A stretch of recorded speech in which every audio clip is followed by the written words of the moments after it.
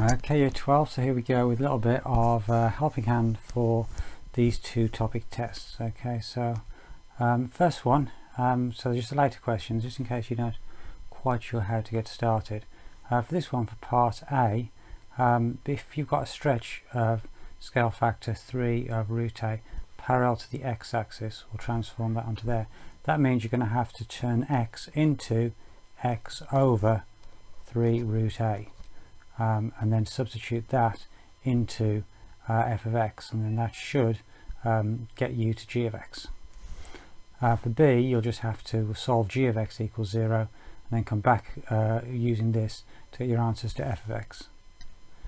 For question 9, this again, you're going to try and solve this equation.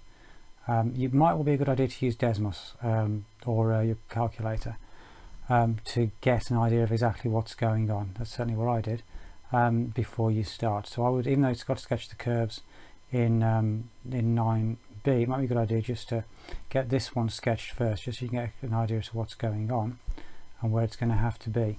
Then you're going to want to try and put these two bits equal to each other. So you're going to start really by doing 1 over x minus 3 is equal to kx.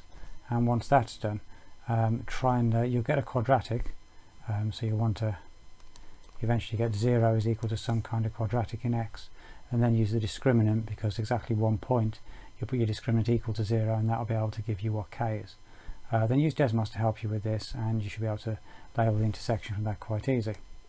On the next one, you've got this. This is to do with your circle theorem, the one about the chord. If you remember from back in year 11, you've got circle theorems, and you should have a chord like that, and if you have the perpendicular bisector of the chord, that goes through the center of the circle. So if you've got that, then that being a right angle, which I've unselected the line unfortunately, there we go.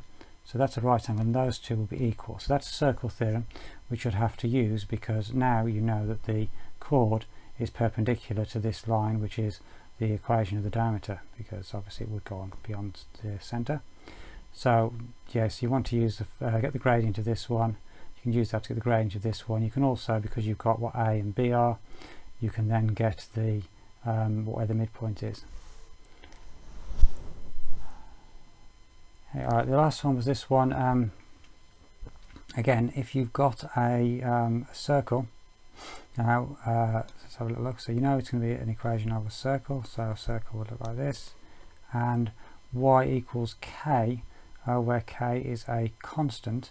So y equals k is obviously a horizontal line, so you have a horizontal line there that wouldn't intersect the circle, and you could have another one down below it.